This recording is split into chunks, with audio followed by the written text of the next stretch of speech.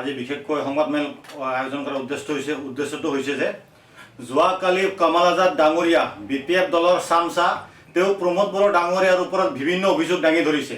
প্ৰমোদ বড়ো ডাঙৰীয়াই ৰাজ্যসভাত যোৱালৈ ৰাজ্যসভাত যোৱালৈ আজি BPF দলৰ নেতা পালি নেতাবিলাকৰ টোপনি নোহোৱা হৈছে। তেওঁলোকে গম পায় যে প্ৰমোদ বড়ো ডাঙৰীয়া ৰাজ্যসভালৈ যাব আৰু 125 এমেণ্ডমেণ্ট বিলটো পাছ কৰিব আৰু তেওঁলোকৰ BTC চৰকাৰখন ভাঙা যাব। এইবিলাক কথা তেওঁলোকে জানাৰ পিছত আজি তেওঁলোকে পাগলৰ দৰে কুকুৰৰ দৰে ভুগি আছে। এই কমল আজাদ ডাঙৰীয়া মানুহে কয় নহয় চোৰৰ মাৰ ডাঙৰ ডিঙি, তেনেকুৱা কথা হ'ল কমল আজাদ ডাঙৰীয়াৰ নিচিনা। তেখেতৰ নিচিনা এজন লিডাৰ ফাল্টু থাৰ্ড ক্লাছ 420 এজন নেতা। কাৰণ কমল আজাদে আক্তাৰা বাইদেউৰ নামত ওকালতি কৰিবৰ কাৰণে ভুৱা ডকুমেণ্টছ লৈ পেলাই তেখেতে প্ৰেছ মিট দিছিল। তাৰপিছত যেতিয়া আমি UPPL হিচাপে তেখেতক আঙুলি ধৰিছিলোঁ, তাৰপিছত তেখেতে আজি গাড়াত সোমাই পেলাই লুকাই আছিল। এতিয়া নিৰ্বাচন অহাৰ কাৰণে হাগ্ৰামাৰ পৰা মছলা লৈ আৰু বেপাৰত তেখেতে এতিয়া বৰ্তমান নামি গৈছে আৰু প্ৰমোদ বড়ো ডাঙৰীয়াক বিভিন্ন অভিযোগ তেখেতে দাঙি ধৰি আছে। কামাল আজাদ ডাঙৰীয়াই এটা কথা জানিব লাগে, প্ৰমোদ বড়ো ডাঙৰীয়াই যদি দলৰ সভাপতি হৈ পেলাই যদি MP সভালৈ যাব পাৰে, MPত যাব পাৰে, তেতিয়াহ'লে আজি BJP দলৰ ৰাজ্যিক সভাপতি দিলীপ শইকীয়া ডাঙৰীয়াও MP হৈ পেলাই তেখেতে ৰাজ্যিক সভাপতি হৈ আছে। কি বুলি কয় আমাৰ গৌৰৱ গগৈ ডাঙৰীয়াও MP হৈ পেলাই কংগ্ৰেছ দলৰ সভাপতি হৈ আছে। তেওঁলোকৰ দলৰ ৰবিৰাম নাৰ্জাৰী ডাঙৰীয়াই নকুন, তেখেতে MCLA হৈ EM হৈ আজি MLA হৈ আছে। এইবিলাক বস্তু কি কামাল আজাদ ডাঙৰীয়াই কি চকু দি দেখা পোৱা নাই নেকি? আজি হাগ্ৰামা মলিৰ ডাঙৰীয়াই চিফ হৈ থকা সত্ত্বেও তেখেতৰ পত্নীয়ে আজি তেখেতৰ MLA খেলাৰ কাৰণে আজি পাত্ৰিত্ব বিচাৰি আছে। তেখেতৰ খুৰখালী মুনমুন ব্ৰহ্ম ডাঙৰীয়াও আজিৰ দিনত EM হৈ আছে। পৰিয়ালকেন্দ্ৰিক ৰাজনীতি তেওঁলোকে ইতিমধ্যে আৰম্ভ কৰি দিছে। তাৰপিছত তেওঁলোকে আজিৰ দিনত ডাঙৰ ডাঙৰ কথা এইবিলাক ক'ব কাৰণে ৰাইজৰ মাজত আহি আছে।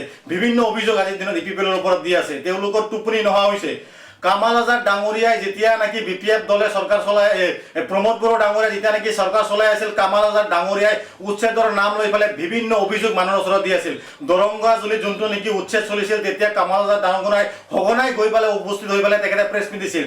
টংলাতো দুদিনমান আগত ৰেলৱে যদি ইলেকশ্যন কৰিব নটিফিকেশ্যন জাৰি কৰিছিল, তেতিয়া কামাল আজাদ ডাঙৰীয়াই ক'ত আছিল, বিক্ৰম দৈমাৰী ক'ত আছিল, শাহজাহান আলী আহমেদ ডাঙৰীয়াই ক'ত আছিল, BPF দলৰ চামচা নেতা পানী নেতাবিলাকে ক'ত লুকাই আছিল?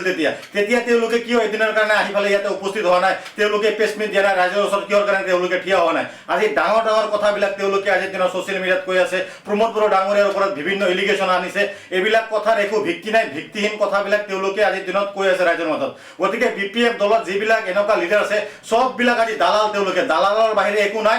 এই কামাল আজাদ ডাঙৰীয়াই হাগ্ৰামা মলিৰ ডাঙৰীয়াৰ ওপৰত কেছ দিছিল, তেখেতে PIL দাখিল কৰিছিল। হাগ্ৰামাই বোলে দুৰ্নীতি কৰি পেলাই সম্পত্তিৰ পাহাৰ কৰিছে আৰু ৰৌ বৰালি BPF দলৰ যিবিলাক আছে তেনেকুৱা দুৰ্নীতি কৰা বিষয়া সকলো জেলত যাব বুলি কামাল আজাদ ডাঙৰীয়াই প্ৰেছ মিটৰ জৰিয়তে ৰাইজক জনাইছিল। আজি হঠাৎ এই ব্যক্তিয়ে আজি BPF দলৰ যোগদান হোৱাৰ পিছত আজিৰ দিনত হাগ্ৰামা মলিৰ ডাঙৰীয়া তেখেতৰ কাৰণে তাৰমানে একদম মিঠা আমৰ নিচিনা হৈ গৈছে। গতিকে তেওঁলোকৰ কথাত একো ভেলু নাই, ভেলুলেছ কথাবিলাক তেওঁলোকে কৈ আছে। প্ৰমোদ বড়ো ডাঙৰীয়াৰ চৰকাৰ চলাকালীন ক'তো উচ্ছেদ হোৱা নাছিলে। প্ৰমোদ বড়ো ডাঙৰীয়াই মুছলিম আমাৰ মছজিদবিলাকক অনুষ্ঠানবিলাকত 2 লাখকৈ আমি চেক দিবলৈ সক্ষম হৈছিলোঁ। তেওঁলোকৰ চৰকাৰ অহাৰ পিছত কোকৰাঝাৰত মছজিদ ভাঙি গ'লে তেওঁলোকে মছজিদ ৰক্ষা কৰিব নোৱাৰিলে। তেনেকুৱা বিভিন্ন অভিযোগ তেওঁলোকৰ চৰকাৰৰ দিনত আছে। হাগ্ৰামা মলিৰ ডাঙৰীয়া চৰকাৰ চলাকালীন বিভিন্ন উপহাৰ মানুহক আজিৰ দিনত তেখেতে দিবলৈ সক্ষম হৈছে। ৰাইজক 1 টকা তেওঁলোকে দিব পৰা নাই। বিভিন্ন তেওঁলোকে আজিৰ দিনত চৰকাৰ চলোৱাৰ পিছত ইলিগেশ্যনৰ ওপৰত ইলিগেশ্যন প্ৰমোদ বড়ো ডাঙৰীয়াৰ ওপৰত আনি আছে। গতিকে তেওঁলোকে চৰকাৰত দিছে ভাল কাম কৰক। ৰাইজে তেওঁলোকক যিহেতু আকোৱালি লৈছে, ভাল এটা মেণ্ডেট দিছে, ৰাইজৰ হৈকে তেওঁলোকে কাম কৰক। তেওঁলোকে পৰিয়ালকেন্দ্ৰিক ৰাজনীতি আজিৰ দিনত আৰম্ভ কৰিছে। যি 2 লাখ টকাৰ চেক তেওঁলোকে ইতিমধ্যে বিলাইছে। একমাত্ৰ BPFৰ কোনোবা বিক্ৰম দৈমাৰীয়ে পাইছে, দুবাঙে পাইছে, কামাল আজাদ ডাঙৰীয়াৰ ঘৈণীয়েকে পাইছে। তেনেকুৱা বিভিন্ন ব্যক্তিয়ে আজিৰ দিনত এই চেকবিলাক পাবলৈ হৈছে। চাকৰি কৰা মানুহে আজিৰ দিনত চেকবিলাক পাইছে। তেনেকুৱা বিভিন্ন অভিযোগবিলাক তেওঁলোকে আজিৰ দিনত প্ৰমোদ বড়ো ডাঙৰীয়াৰ ওপৰত আনি পেলাই ৰাইজৰ মাজত ভুৱা এটা অপপ্ৰচাৰ চলাইছে। চৰকাৰ যিহেতু তেওঁলোকে আনিছে বা চৰকাৰ ৰাইজে তেওঁলোকক বহাইছে আৰু তেওঁলোকে ভালদৰে আজিৰ দিনত চৰকাৰ চলাব লাগে। তেওঁলোকে চৰকাৰ নচলোৱাকৈ বিভিন্ন অভিযোগৰ মাজতে প্ৰমোদ বড়ো ডাঙৰীয়াক তেওঁলোকে একমাত্ৰ টাৰ্গেট কৰি লৈ আছে। তেওঁলোকে এটা কথা ভালদৰে জানিব লাগে যে প্ৰমোদ বড়ো ডাঙৰীয়া যিহেতু ৰাজ্যসভালৈ গৈছে, চৰকাৰটো যে ভাঙাটো এইটো নিশ্চিত হৈ গৈছে। সেইকাৰণে তেওঁলোকে আজি পাগলৰ দৰে আজিৰ দিনত ভুগি আছে আৰু বিভিন্ন ধৰণৰ অভিযোগ আহি আছে। ইয়াৰ বাহিৰে একো নহয়। আৰু বিক্ৰম দৈমাৰীয়ে যিহেতু কৈছে 500 কোটি টকা লৈ পেলাই প্ৰমোদ বড়ো ডাঙৰীয়াই BTCখন বিক্ৰী কৰি দিছে। হাগ্ৰামা মলিৰ ডাঙৰীয়াই 28খন চিট পোৱাৰ পিছত আজি BJP তাত কিহৰ কাৰণে BTCখন বিক্ৰী কৰি দিছে? তেখেতে কিয় BTCৰ চিফ হৈ পেলাই BTC চলাব পৰা নাই? কোনোবা জয়ন্ত মল্ল বড়ো আজিৰ দিনত BTCৰ চিফ হৈ আছে, EC মিটিঙত তেখেতে বহি আছে আৰু মেকুৰীৰ দৰে হাগ্ৰামা মলিৰ ডাঙৰীয়াই আজি জয়ন্তমল্ল বৰুৱাৰ ওচৰত তেখেতৰ ওচৰত আজিৰ দিনত বহি থাকে। BTC চলা তেওঁলোকে আজিৰ দিনত ফেইলাৰ হৈছে, কিন্তু আমি ফেইলাৰ হোৱা নাছিলোঁ। আমি এটা সুস্থ সমাজ গঢ় দিয়াত এটা ভাল বাতাবৰণ ৰাইজৰ মাজত আনিবলৈ সক্ষম হৈছিলোঁ। প্ৰমোদ বড়ো ডাঙৰীয়াই শান্তিৰ বাতাবৰণেৰে BTCখন গঢ় দিয়াত সক্ষম হৈছিলে। তেওঁলোকে আজিৰ দিনত BTCখন চলাবৰ কাৰণে ফেইলাৰ হৈছে। মদ ভাং জোৱাৰ আড্ডা চাৰিওফালে বহি গৈছে। BTC তেওঁলোকে ধ্বংস কৰি দি আছে।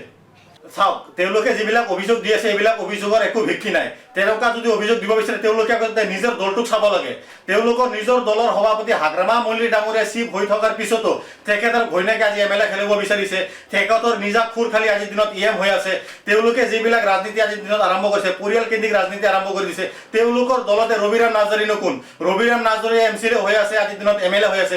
এইবিলাক বস্তু কি তেওঁলোকে আজিৰ দিনত চকু দি দেখা পোৱা নাই নেকি? চকুত কি তেওঁলোকে কাঠৰ চশমা পিন্ধি আছে নেকি আজিৰ দিনত? এই বস্তুবিলাক তেওঁলোকে কিয় নাচায়? বিভিন্ন অভিযোগ আজিৰ দিনত প্ৰমোদ বড়ো ডাঙৰীয়াৰ ওপৰত দি আছে। তেওঁলোকে গম পায় প্ৰমোদ বড়ো ৰাজ্যসভালৈ যাব, 125 এমেণ্ডমেণ্ট বিল পাছ হ'ব আৰু BTC চৰকাৰ ভাঙা যাব। তেওঁলোকে আজিৰ দিনত এই পগলা কুকুৰৰ দৰে আজিৰ দিনত ভুগি থাকিব আৰু এই তেওঁলোকে আজিৰ দিনত ছ'চিয়েল মিডিয়াত আহি পেলাই বিভিন্ন অভিযোগ প্ৰমোদ বড়ো ডাঙৰীয়াৰ ওপৰত দি আছে। ইয়াৰ বাহিৰে একো কোনো কথা নাই, এইটোৱে কথা না। যেহেতু আমাৰ দলৰ ফালৰ পৰা ৰাজ্যিক সভালৈ BJP দললৈ NDA-লৈকে যিখিনি পত্ৰ প্ৰেৰণ কৰিছে, এইখিনি দলীয় মতত হাইকমাণ্ডে যিখিনি ডিচিশ্যন ল'ব বা হাইকমাণ্ডৰ লগত আজি BJP দলৰ লগত NDA-ৰ লগত যি আলোচনা হৈ আছে তেওঁলোকে আজিৰ দিনত জনাব। ইয়াৰ ওপৰত মই বক্তব্য নিদিওঁ। যিহেতু আমাৰ দলৰ সভাপতি আছে, আমাৰ কোৰ কমিটি আছে, তেওঁলোকে যি ডিচিশ্যন লয় সেই ডিচিশ্যন মতে আমি UPPL দলৰ এজন ক্ষুদ্ৰ কৰ্মী হিচাপে আমি কাম কৰি যাম।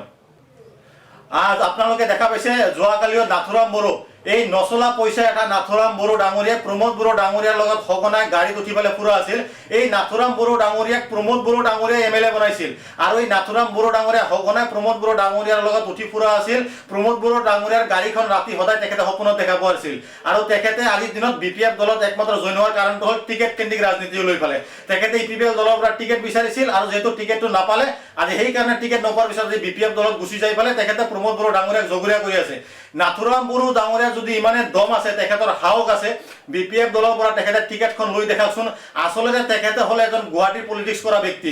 তেখেতৰ গুৱাহাটীৰ পলিটিক্স আমাৰ BTCত নাখাটে আৰু BTCৰ ৰাইজে ইতিমধ্যে বহুতো দল, এনেকুৱা গুৱাহাটীৰ দল আজি BTCৰ পৰা খেদি পঠাবলৈ সক্ষম হৈছে। বিভিন্ন দলক ধূলিসাৎ কৰি দিছে। এইখিনি কথা ৰাইজে জল পট দেখা পাইছে আৰু নাথুৰাম বড়োৰ নিচিনা মানুহৰ এটাও ভোট বেংক নাই। তেখেতে 500টা ভোট BPF দলক আনি দিব নোৱাৰিব। গতিকে মোৰ নিচিনা এজন ব্যক্তি আজি 2000লৈকে ভোট আনি দিব পাৰিম UPPL দলক। ফোন নম্বৰ সহকাৰে, নাম সহকাৰে মই লিখি দিব পাৰিম UPPL দলক ভোট দিব। কিন্তু নাথুৰাম বড়ো ডাঙৰীয়াৰ কথাত এজন ব্যক্তি আজিৰ দিনত ভোট নিদিয়ে। গতিকে তেখেতৰ কথাত একো ভেলু নাই। আজি হঠাৎ BPF দলত যোগদান হৈ পেলাই হাগ্ৰামাৰ হেলিকপ্টাৰত উঠি পেলাই বিভিন্ন অভিযোগ প্ৰমোদ বড়ো ডাঙৰীয়াৰ ওপৰত দি আছে। এইবিলাক দালাল হয়, এইবিলাক বদমাছ মানুহ হয়, ক্ষমতা লোভী মানুহ হয়। গতিকে তেওঁলোকৰ কথাত ৰাইজে কেতিয়াও ভুল নাযায় আৰু ৰাইজে তেওঁলোকৰ কথাত কেতিয়াও ভোট প্ৰদান নকৰে। এইটো কথা একদম স্পষ্ট।